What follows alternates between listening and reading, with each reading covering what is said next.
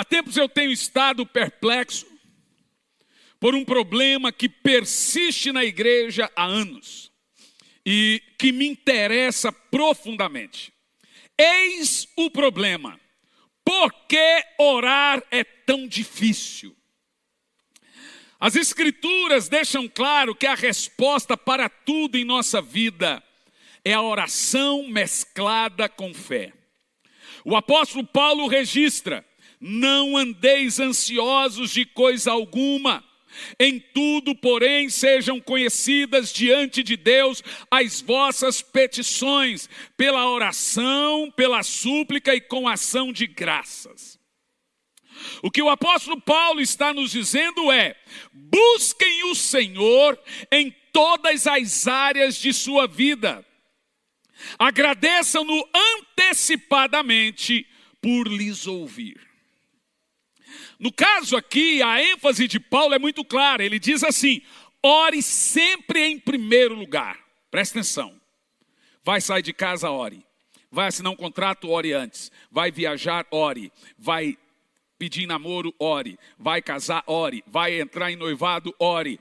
Ore. Paulo está dizendo, a ênfase é: não ore depois. Ele diz: ore antes de conversar com o pastor. Ore antes de pedir conselho. Ore antes de ir num discipulador. Ou seja, a primeira pessoa que um crente deve consultar antes do marido, antes da esposa, a primeira pessoa é Deus.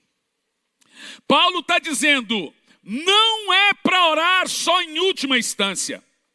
Primeiro ir atrás dos amigos, depois do pastor ou de um conselheiro e finalmente acabar de joelhos. Não. Jesus nos diz: buscai, pois, em primeiro lugar o seu reino e a sua justiça, e então todas as demais coisas serão acrescentadas. Mateus 6:36. Nós devemos primeiro ir até o Senhor, antes de qualquer outro. É de partir o coração, ler mensagens enviadas para nosso ministério, de multidões de cristãos que estão arrasados, famílias esfaceladas, casais se divorciando, pessoas que por anos e anos andaram com Cristo, andaram fiéis ao Senhor, agora estão vivendo em temor e em derrota espiritual e cristã.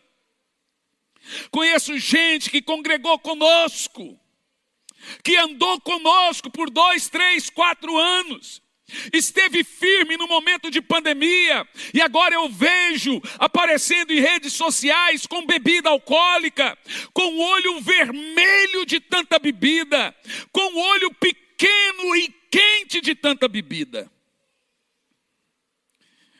Eu vejo pessoas que se enveredaram para o caminho do mundanismo e agora estavam casadas há 10, 15, 20 anos e agora estão divorciados com uma vida derrotada, uma vida na lona.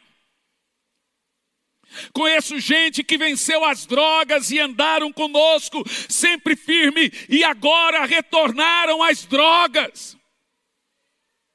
Eu conheço gente que foi pastor e no seu passado muito longe, eram viciados em drogas, teve uma queda, caiu em pecado e agora retornaram às drogas. E a Bíblia diz que quando retorna, sua situação é 7 vezes pior. Cada uma dessas pessoas tem sido derrotadas por algo. Quando você não consegue mudar de vida, você muda o jeito de crer. Melhor mudar o jeito de crer do que o jeito de ser. Mas não importa para onde você vai, a igreja que você se encosta, ou se você criou para si um modelo religioso de ficar em casa, se alimentando de vídeos no YouTube, e olhe lá, porque eu acho que nem isso consegue também, você não foge dos olhos de Deus. Você não foge da verdade nua e crua, de que pecado é pecado, prostituição é prostituição, adultério é adultério, divórcio é divórcio, lascívia é lascívia, mentira é mentira, e etc, etc, etc. Isso não vai mudar. Você que me assiste, você pode ficar em casa e o fato de você não ter contato com um pastor que vai balizar a sua vida, porque tem gente que odeia pastor que cuida da vida dele. Se pastor se mete na vida da gente, eu sou o tipo de pastor que me meto. Se eu vejo que tem um problema sério, me meto sim. E você terá que fugir de mim para eu não me meter na sua vida. Então tem gente, veja, por mais que você fuja dessa realidade, a Bíblia continua sendo a palavra de Deus. E não vai mudar. Irmãos, honestamente falando, posso falar para você? Tem exatos 4 anos que eu prego mensagens de avivamento. E eu vou ser bem honesto com você, minha esposa e eu sabemos, já tem igrejas vivendo avivamento. Já tem muitos pastores que sua igreja inteira estão orando sem cessar, e é um fervor, e multidões, e etc, e milagres, e etc, e já estão vivendo.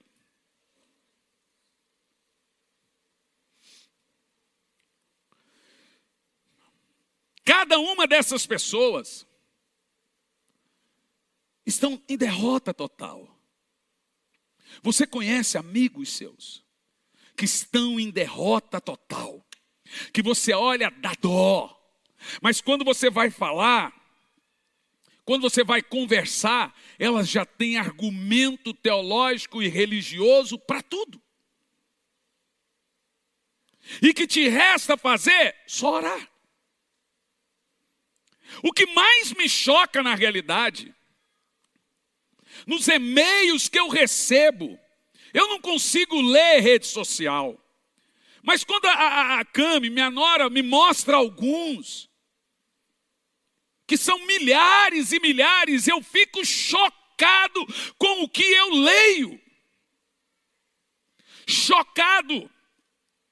E o que mais me choca é que muito pouco desses, que em termos desesperados nos enviam mensagens, meu casamento está sendo destruído, meu filho está nas drogas, meu filho desviou, meu filho engravidou uma menina e ele e a menina não são da igreja, e meu marido desviou, ou seja, e eu estou com uma depressão profunda, e assim, esse tipo de coisa. O que mais me choca em todas as mensagens que lemos é que pouco desses cristãos chegam a mencionar a oração. Se você perguntar para eles, você ora? É uma ofensa. Eles se ofendem na hora. Na hora. Por que o senhor está perguntando? É só responder sim ou não. Porque 99,9% desses crentes que se dizem desesperados com situação de filho, desesperados com situação de casamento, desesperados em questões financeiras, desesperados por vícios, desesperados por brigas, desesperados por doenças, 99% deles sequer não mencionam sua vida de oração. A verdade, meus irmãos, é que a igreja evangélica brasileira, ela se tornou patrona de gurus. Patrona no sentido de que ela criou gurus. Aqueles irmãos que estão na televisão dizendo, escreve seu pedido, que eu vou subir no monte e vou apresentar você a Deus e vou brigar por você. E se Deus não te responder, eu não sou mais pastor. Você vê isso todo dia. Isso não é um pastor, isso é um guru. É tipo assim, eu vou, e você ouve eles dizendo, comprar a sua briga diante de Deus. Em outras palavras, nós voltamos à idade dos sacerdotes que era representante seu diante de Deus. Nós acabamos com a teologia do sacerdócio universal de que todo mundo tem acesso a Deus e você não precisa de que ninguém te represente diante de Deus. E que a sua oração chega a Deus igual a minha e tem poder igual a minha. E que deixe-me te dizer, ainda que algum guru lhe diga que ele vai comprar sua briga, ele não pode, ele está mentindo. E sabe o que acontece? A bênção não vem, o milagre não vem, porque Deus quer que o seu relacionamento com Ele seja... Ele quer que você vá até Ele. Não adianta mandar alguém.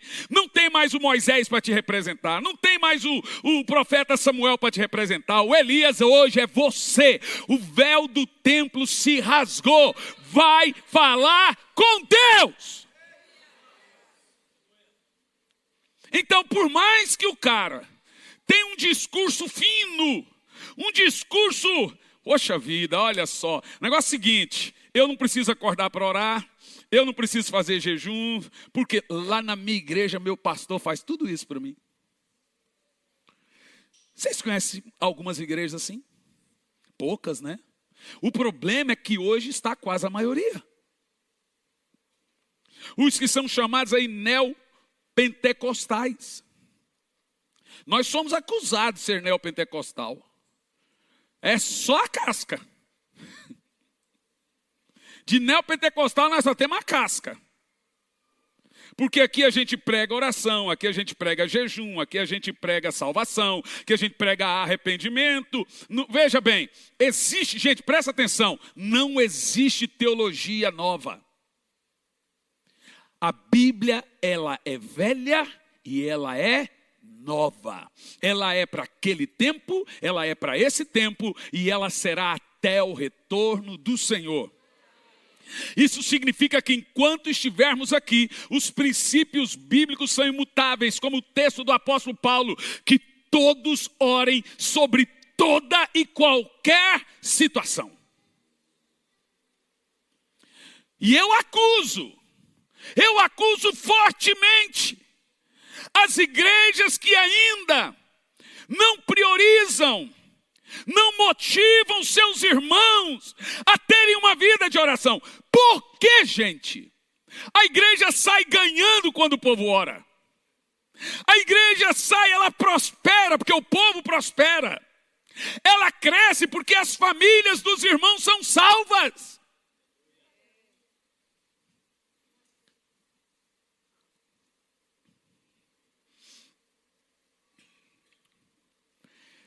Esses irmãos que enviam mensagens, olha, deixe-me dizer a você que nos assiste, não fique chateado comigo, deixe o seu coração de amargura.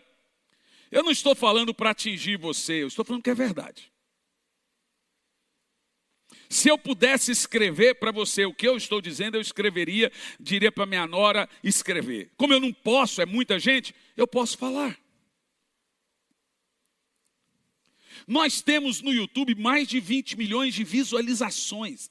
É muita gente. No Instagram, vira e mexe, nós temos aquelas mini mensagens para chamar atenção para a mensagem no YouTube, que tem uma com 8 milhões de visualização. Então eu acho que eu tenho uma palavra para passar. Eu acho. E o que fico chocado é que muito pouco desses cristãos realmente dizem, a maioria no caso, que não conseguem orar. Eu fico triste porque eu vejo o sofrimento deles. Eles utilizam vídeos na internet, né, no Instagram, um videozinho de 59 segundos. No Reels é 15 segundos. Tem gente que está se alimentando disso. Eu fui muito resiliente em colocar isso. E falei para a Cami, olha, eu não gosto. E ela, tá pondo. Então tá, põe. Mas eu percebi que você chama eles para uma mensagem na internet, que eu imagino que a mensagem no YouTube é um desespero de Deus de falar a verdade.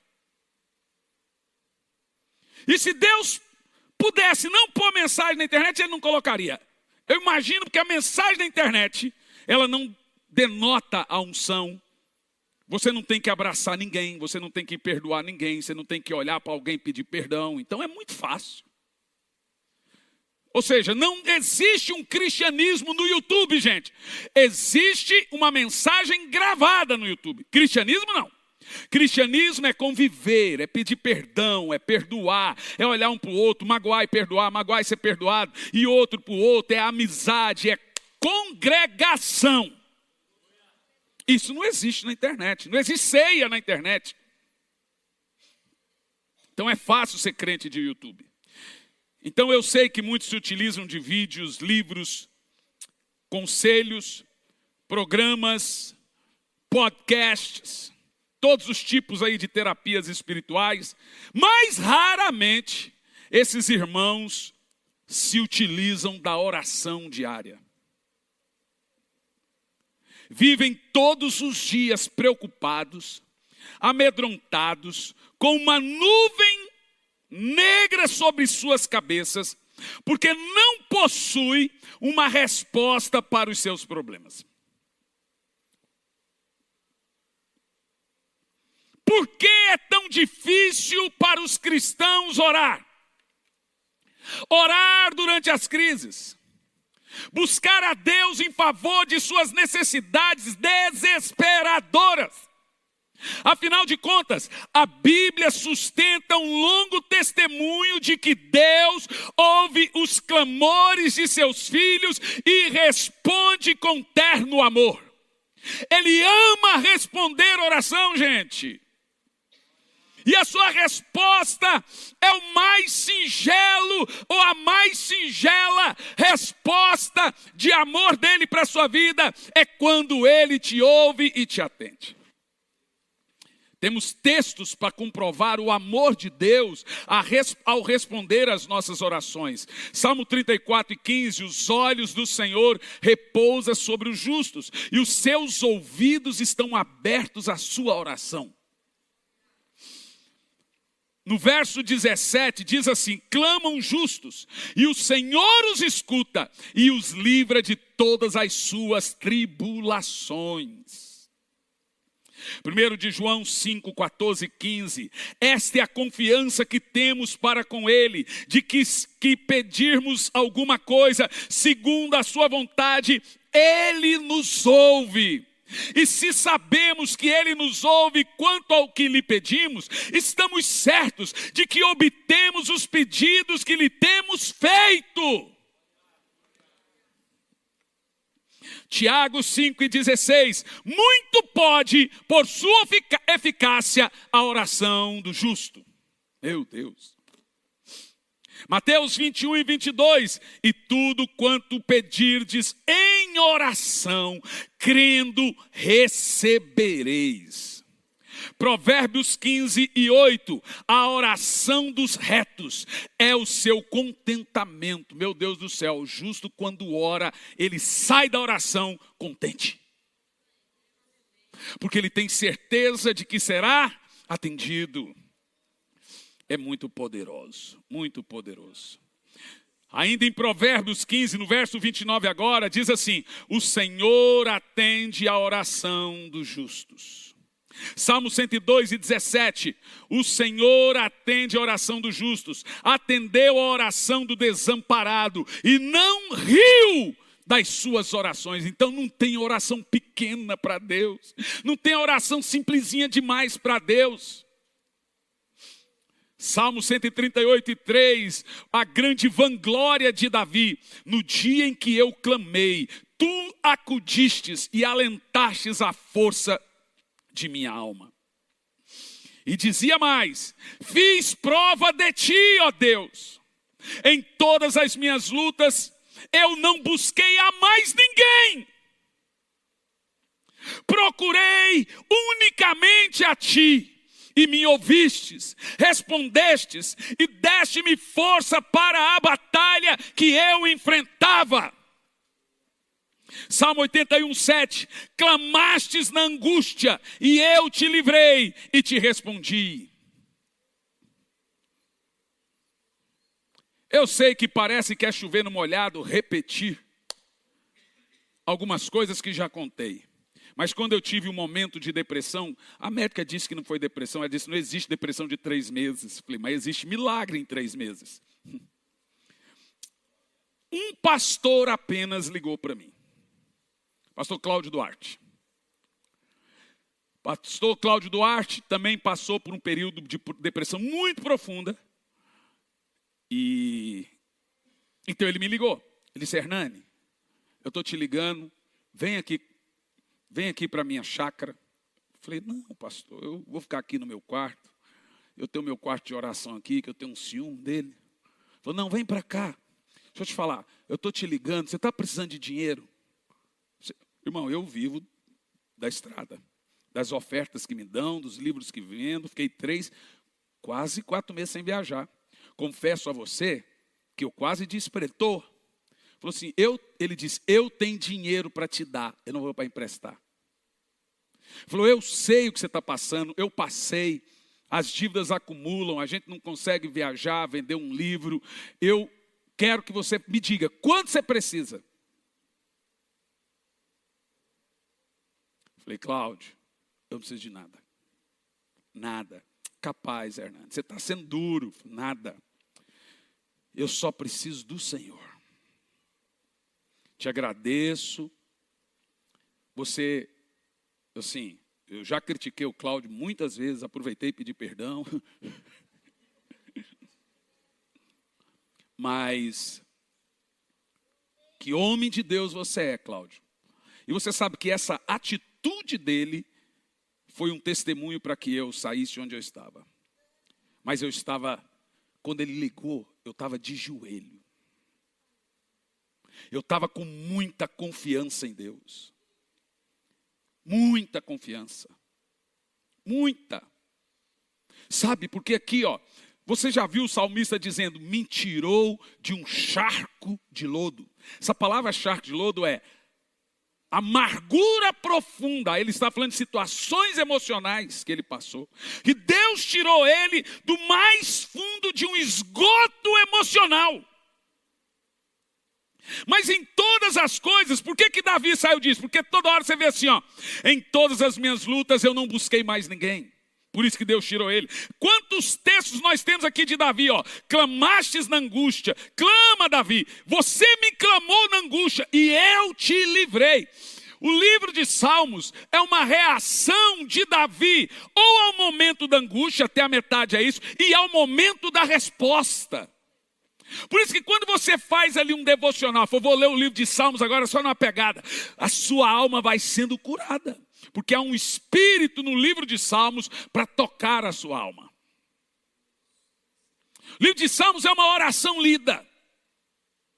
Eu já fiz isso várias vezes, essa experiência várias vezes de abrir a Bíblia e focar ali no livro de Salmos, e ele vai inundando você de alegria, ele vai inundando você de uma resposta do céu. Você fecha os olhos, você não está vendo, mas você sabe que o Senhor está ali com você e que você não está sozinho.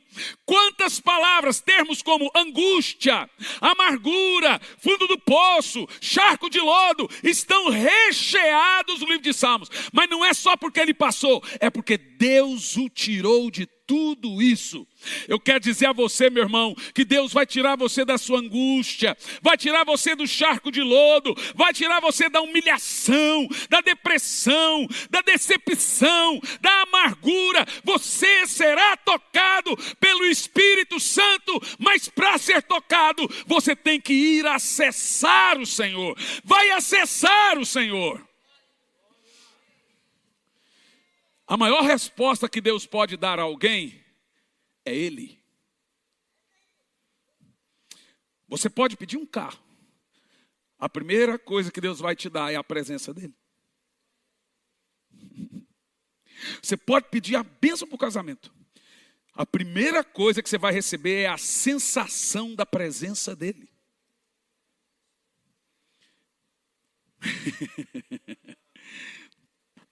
Essas promessas, irmãos, aqui online, e esses testemunhos, constituem uma prova esmagadora do cuidado de Deus.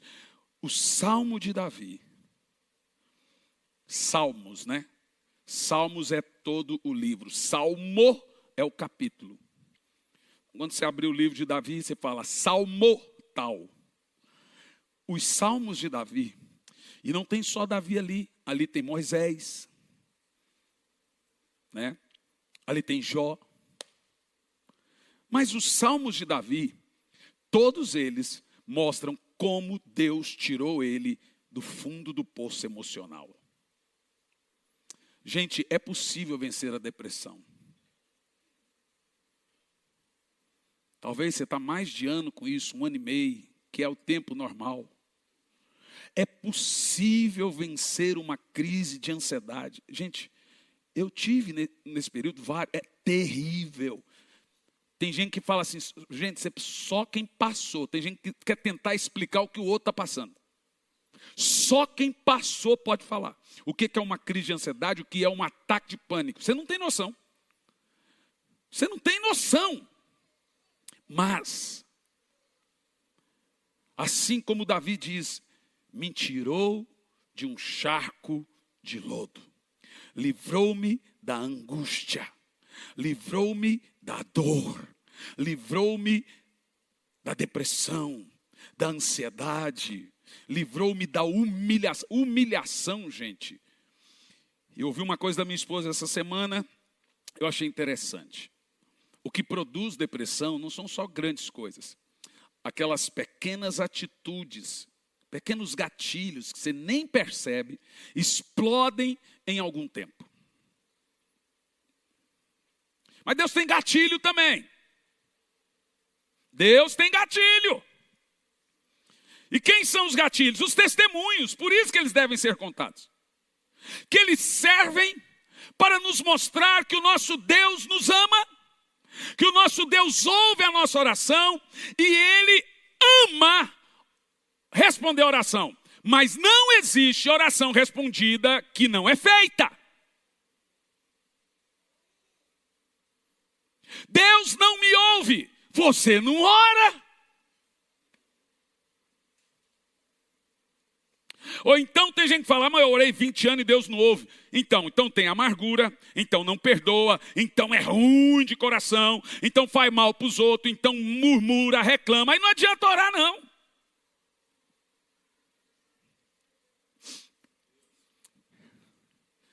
Essas promessas, esses testemunhos que eu mencionei, é uma prova esmagadora do cuidado de Deus.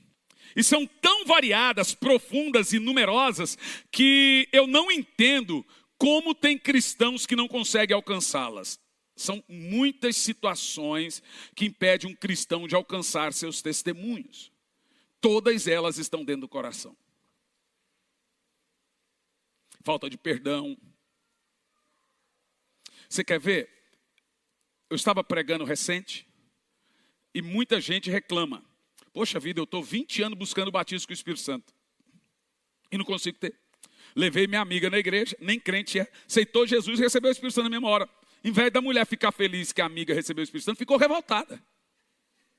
Ficou revoltada porque ela não foi batizada com o Espírito Santo. E existe um problema sério no batismo com o Espírito Santo. Sabe qual que é? Quanto mais tempo demorar uma pessoa a ser batizada com o Espírito Santo, vai ficando mais difícil. E você sabe por quê? Porque o batismo com o Espírito Santo está ligado plenamente, completamente a um coração limpo. E mais do que isso, ao primeiro amor, que tem a ver com o coração limpo. Então, quando uma pessoa vai e não recebe o batismo com o Espírito Santo, o que ela tem que fazer? Ela tem que voltar ao primeiro amor.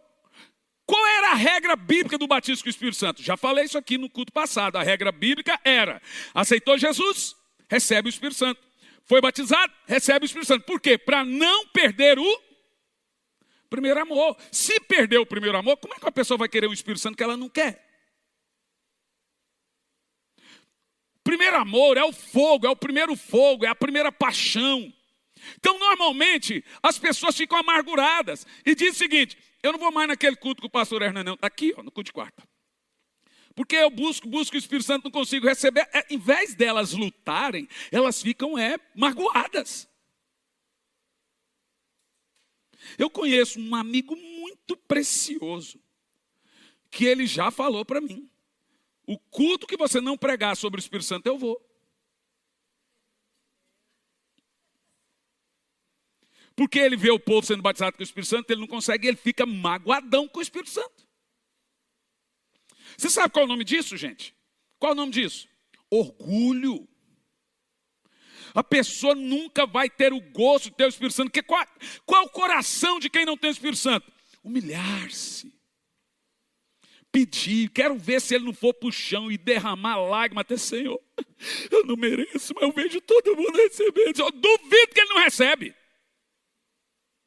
Mas ele não tem o quê? Esse coração humilde de chegar, aí tem a justiça própria. O que ela tem, que chegou na igreja agora e recebeu, e eu não consigo, em vez de, ela levou a pessoa. Isso só qual é o nome disso? Orgulho, justiça própria. Gente. Em Hebreus 2 e 3, preste muita atenção nesse texto, diz assim, ó: como escaparemos nós, se negligenciarmos tão grande salvação?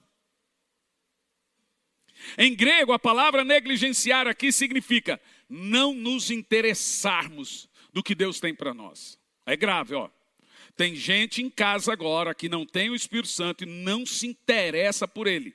A palavra diz assim, ó: como você vai escapar se não se interessar, se negligenciar de tão grande, tão maravilhosa promessa, tão grande salvação? Deus está nos perguntando: como você espera escapar da ruína e da devastação nos tempos tenebrosos que se aproximam, se não aprendeu a manter a comunhão comigo em oração? Como você conhecerá e reconhecerá a minha voz naquele dia, se você sequer ouve a minha voz todo dia? Quando você chegar no grande dia do Senhor, Ele vai dizer: eu não sei quem é você. Você já ouviu minha voz? Você não vai nem reconhecer a voz dele. É nesse contexto que Ele diz: as minhas ovelhas reconhecem a minha voz. E a voz dele é nos dada em oração. Quando chegar o grande dia, você vai falar assim: a voz dele, eu ouço essa voz todos os dias. Então você percebe que o avivamento que prego, gente, não é um movimento absurdo. Tem gente que imagina que eu estou pregando que vai ter 5 milhões de pessoas na rua aqui, 10 milhões acolá. Não. O avivamento que eu prego é Deus aquecendo os corações, a igreja voltando a ter vida de oração, a igreja voltando a ter jejum, os crentes voltando a buscar o Senhor. Tem 4 anos que eu prego isso. Eu não estou pregando evento, não estou pregando movimento, não estou pregando novo movimento aparecendo. Todo mundo aqui sabe que o que eu prego é Deus, queimar de novo os seus remanescentes, é pôr fogo no coração dos crentes, para que eles busquem, é comunhão com o Espírito Santo, é amor, é vida de oração constante. Eu não estou aqui pregando um movimento do tipo, lembra da época da Ana Paula Valadão? 5 milhões de pessoas no Campo de Marte, 3 milhões de pessoas em Brasília, e etc, etc. É evidente que ela estava gravando um CD, mas não é isso que eu estou pregando.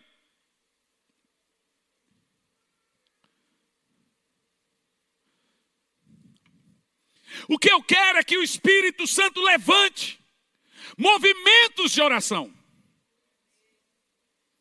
E que não precisa as irmãs voltarem a ter coque, mas que voltem para as igrejas a ter cultos e reuniões de oração, meu Deus do céu. O que eu prego é que cada casa tenha um cantinho de oração, tenha um dinamismo de que pai, mãe, filhos tenham o seu tempo, tenha seu momento de oração e vá consultar o Senhor. Ai, não tem nada para dizer a Deus. Não é possível que você não tem nada para dizer a Deus hoje. Não é possível que você não tinha nada para dizer a Deus ontem. Pois é, meu irmão, Ele tinha para dizer a você.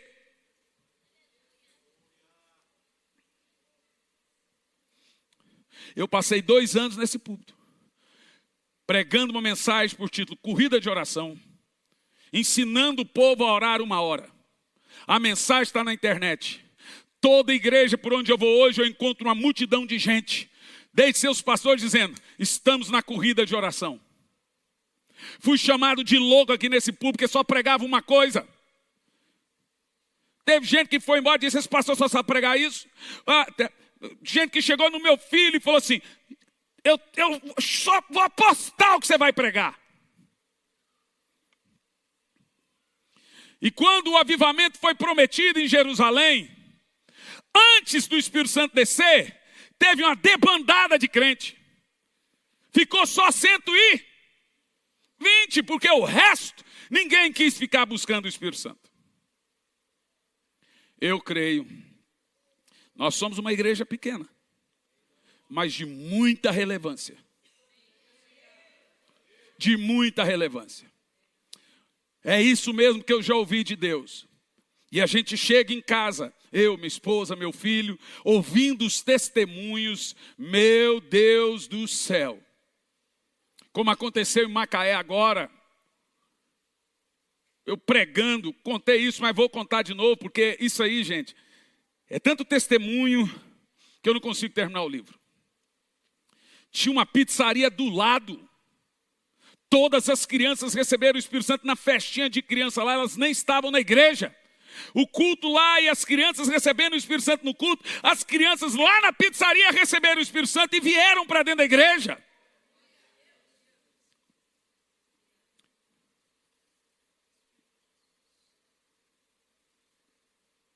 Você acha que eu não sei? Que tudo isso que a gente fala, que para onde a gente vai, de todos os testemunhos que a gente chega contando, tem membros da igreja que eu sou pastor que não se empolga mais, ainda faz bico. Fica bravinho de eu estar contando.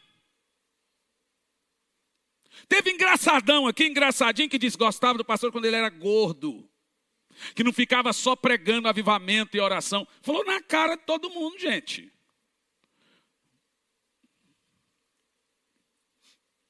Claro, quem falou isso é gordo também.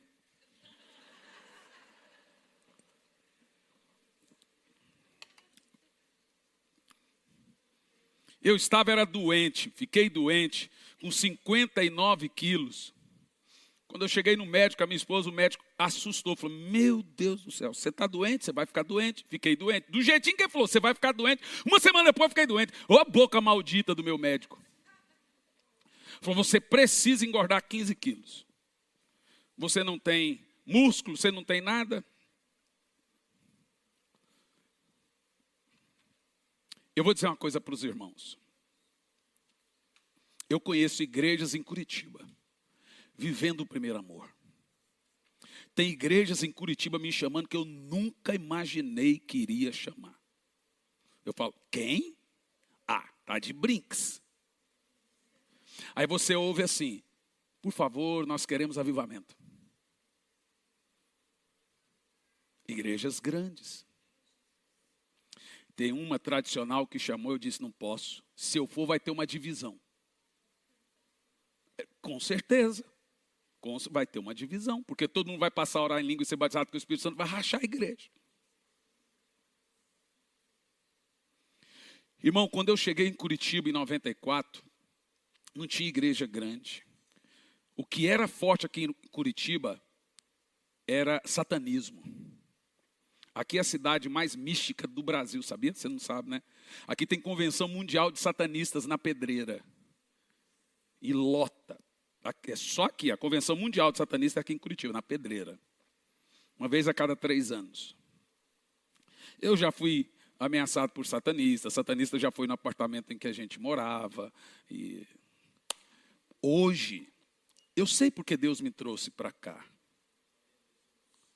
Eu vou dizer uma coisa para você. Eu não vou ser presunçoso de dizer que Curitiba vai ser a cidade do avivamento, não.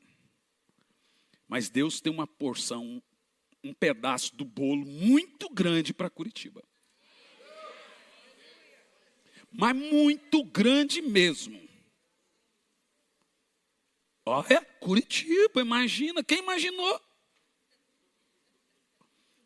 O Rio Grande do Sul tem 1% de crente. Lá tem mais centro espírita, tem 4.800 centros espíritas dentro de Porto Alegre. Quando eu estive lá foi uma coisa sobrenatural. Eu quase não imaginei, falei, não, eu não estou em Porto Alegre, Canoas, Porto Alegre. Não, eu não estou, não é possível, isso aqui não está acontecendo em Porto Alegre. Oh, meus irmãos, eu sei que eu posso não ver, que eu posso não conhecer, e que talvez nunca me enviar uma mensagem em direct na internet, mas eu sei que há uma multidão de gente que voltou para a sua vida de oração, que retomou sua comunhão com o Espírito Santo, que retomou o seu jejum, que retomou a vida de oração diária. Eu sei que o Espírito Santo está levantando, e veja, talvez ele não permite que você saiba até para o seu ego não engrandecer. Mas eu sei que tem uma multidão, eu vejo nos comentários. Eu retomei minha vida de oração. Não sei se você lê os comentários dos vídeos, eu fico chocado. Uau, eu agora estou orando há já 2 anos assim, e não sei o quê. Eu sou pastor e eu já não orava mais, e agora? Quando eu comecei a ver isso, eu falei, meu Deus do céu.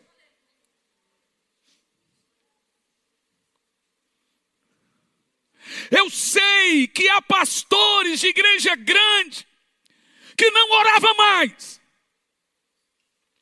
E de alguma forma, voltaram às trincheiras da oração. E sabe, quando um pastor é avivado, a igreja vai avivar. Eu sei, e eu tenho orado, sabe, o segredo é orar sempre. Ai, não tem vontade de orar, vai lá e ora sem vontade. Porque amanhã vai ter vontade. Você não pode ser levado pela vontade da oração. Não tem nada para dizer. Se você dobrar o joelho, ficar sem falar nada por 5 minutos, eu duvido que você não ora meia hora. O Espírito Santo vem e começa a colocar as palavras. Irmão, isso é tão poderoso que eu e o pastor Luciano Subirá estamos sendo taxados agora de fariseus. O Luciano está sendo taxado de adventista, porque está falando de comida.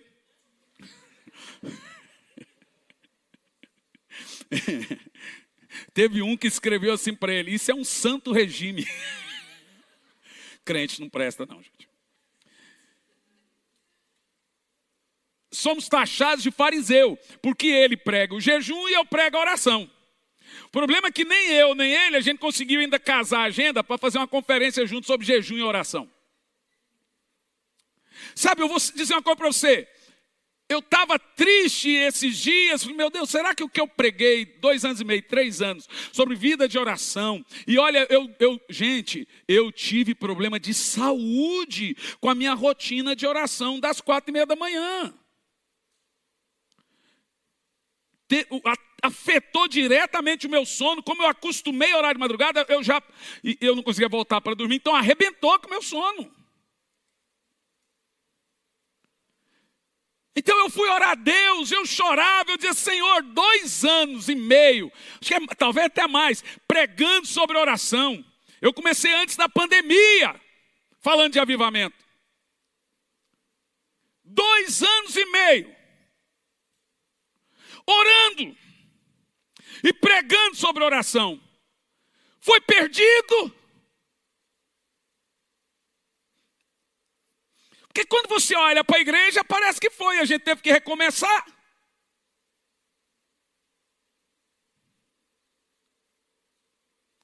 Será que foi um tempo perdido? Aí a gente começou a viajar, andar, ouvir os pastores. Essa semana em Maringá, meu Deus, eu acho que umas 300 crianças foram cheias do Espírito Santo. Que coisa linda, gente, uma menininha de 2 aninhos, eu peguei no colo e ela fazia com a boca assim, ó. E você sabe que esse termo de ter boca, lábios gaguejantes, de orar assim, a Bíblia fala disso, sem sair as palavras. A menininha ficava assim, e ela no meu colo. Eu evito pegar crianças no colo, porque essa esquerda aí é bem diabólica, né? Mas essa não deu. Ela estava tão tomada do Espírito Santo. Tão tomada do Espírito Santo. Antes do culto, veio aproximadamente uns 5 pastores e pediram para sentar, e a gente ali tomando um café, um suco, comendo alguma coisa. Todos eles, pastores do interior do Paraná, pastores do Mato Grosso do Sul, que é ali na divisa, todos eles, unânimes, vem com o meu livro Corações Profundos, surrado, e usam como manual. Pastor, a minha igreja mudou. Quando eu comecei a pregar sobre o turno da madrugada, que é o turno da revelação e da visitação, os 4 turnos, meu Deus do céu. Teve pastor que me chamou de místico, teve pastor que eu estava fazendo uma teologia em cima da minha experiência. Hoje eu vejo todos eles ensinando. Eu vi a pastora Carla lá de Taubaté, ela chamando, cadê o exército da madrugada? Ela tem um exército de mulheres, gente. Mulheres, um monte de mulheres orando de madrugada. Falou mais de 1000. E ó, sabe o que me alegra? Elas oram por mim.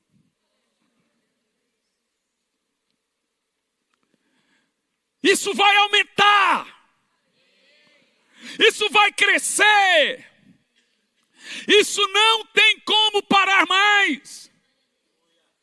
Não tem como evitar. Gente, se esse é o avivamento que eu sempre preguei, nunca falei de movimento, de evento, não. O avivamento é o que ia acontecer no seu coração. Pois bem, ele está acontecendo. E eu quero dizer a vocês, que se você não se entrincheirou, porque usamos o termo entrincheirar, porque é ali que nós vencemos as batalhas. As trincheiras é para nos esconder, para nos proteger. Se entrincheirou em oração. Olha para mim aqui. As coisas vão acontecer. As coisas vão acontecer. Oh, Espírito Santo. Sabe qual é o nome disso, irmãos? Espírito de oração. Foi a primeira mensagem que eu preguei. Você sabe o que é um espírito de oração? É uma graça derramada por Deus a irmãos que vão orar por um avivamento. Se você quiser pôr outro nome, fervor espiritual, renovação, é tudo a mesma coisa. O problema, meus irmãos, é que as pessoas imaginam, e elas estão imaginando, como o país de Gales, que todo o povo foi para a rua buscar a Deus. Você sabe que Deus pode fazer isso. Aquele dia lá que teve 750 mil pessoas na Praça de São Paulo, lá na Avenida Paulista, que a ex-primeira-dama pegou o microfone e por 15 minutos ela nem falou de política. Ela só falou de oração, que o Brasil seria o país do avivamento, que o Brasil seria um país isso aqui, e Deus vai levantar a gente, tal, e fez uma oração. Você entende o que eu estou falando?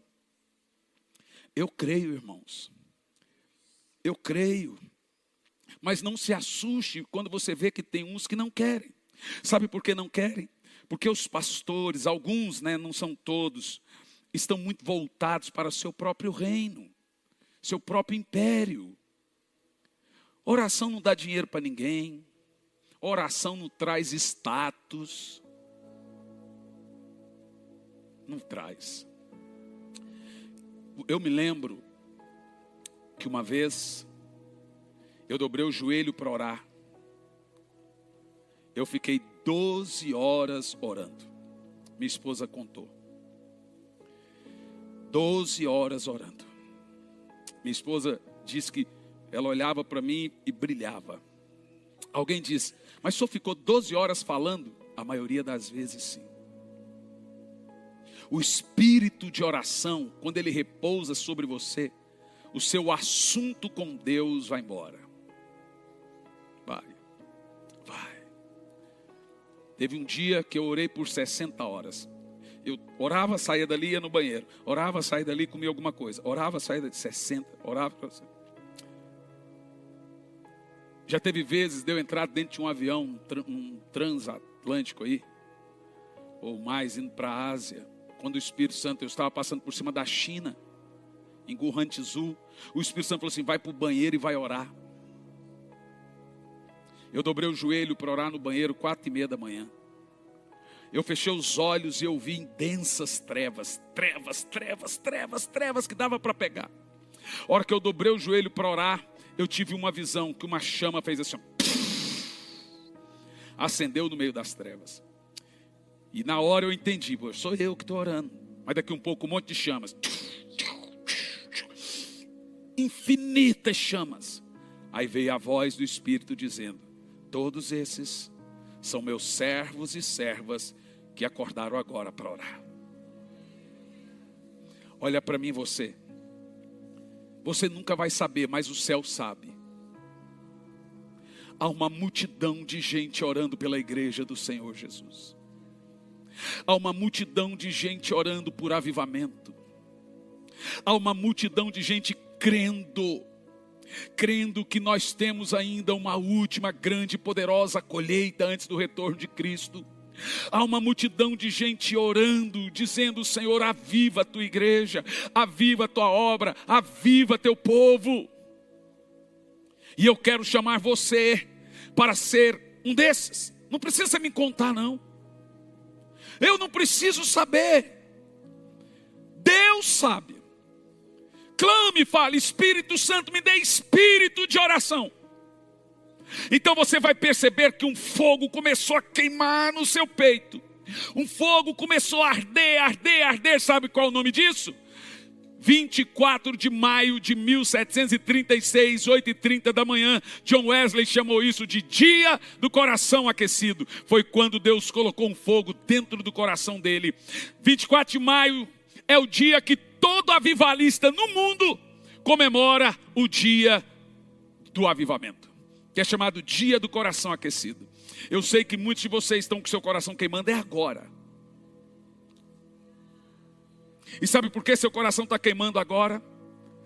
Porque o Senhor nos chama a algo poderoso. Irmão, eu posso pedir uma coisa para você? Quem aqui conhece irmãos que pensam e que creem como você está crendo aqui? Quem conhece? Você precisa trazê-los aqui. Eles precisam ouvir isso, fazer parte disso. E é diferente de estar online. Nós precisamos aumentar esse exército que clama ao Senhor por uma chuva serôdia, por um fogo do alto, por uma manifestação sobrenatural. Ou não é? É verdade ou não é? Oh, Espírito Santo. Vamos, fique em pé.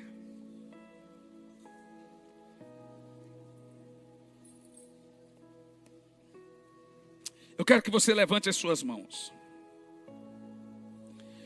E já que você é um irmão, uma irmã de oração, você não precisa que ninguém fique te motivando a orar. Nós vamos orar por 5 minutos. Você vai orar. Você vai orar. Peça ao Senhor agora o espírito de oração. Peça: Senhor, aviva-me. Aviva, aviva, aviva, aviva, Senhor, aviva, aviva. Fala com Ele: aviva, Senhor. Peça avivamento. Peça: Senhor, queima meu coração. Fala: queima o meu coração, Espírito Santo. Queima. Sabe, o Espírito Santo vai colocar agora na sua mão um espírito de avivamento. Sabe para que serve esse espírito? Para você incendiar outros. Vamos lá! Agora comece a orar em línguas.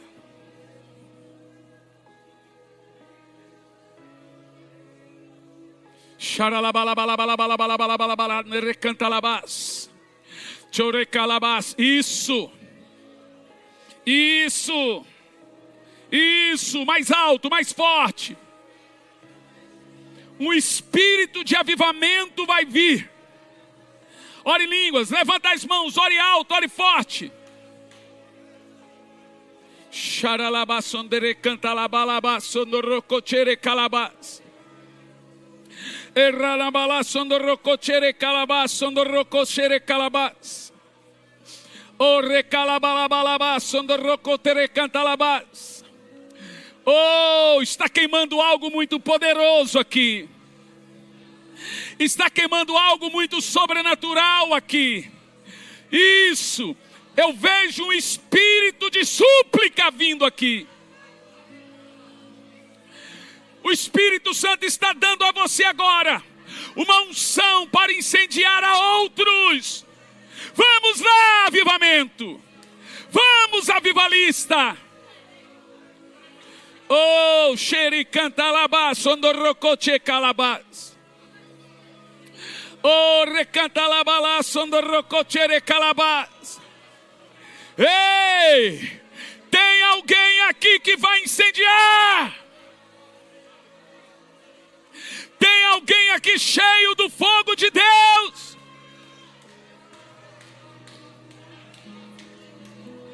Uou! Oh! Oh, Espírito Santo, dê a nós o espírito de oração. Xaralabá, sondorrocoche calabás. Xanarraqueta rabá, sondorrocoche andalabás. Renalabá, sondorroqueta lamanda rabá, sondorrocoche andalabás. Oh, ralabalabá, sondorrocoche calabás. Oh, ralabá, salacandere cantalabás. Esse fogo que está no seu coração.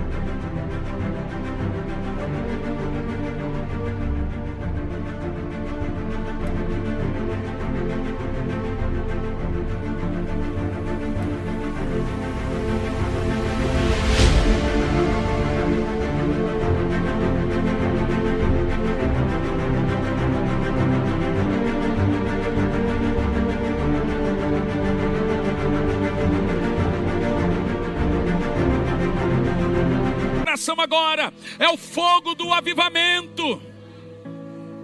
Oh, aleluia, aleluia, aleluia, aleluia, aleluia. Aleluia, aleluia, aleluia, aleluia. Oh, rababá, saracalaba. Ame o Espírito Santo. Ame o Espírito Santo. Ame o Espírito Santo. Eu vejo uma onda do espírito de oração sendo despejado aqui nesse lugar. Aleluia, aleluia, aleluia, aleluia.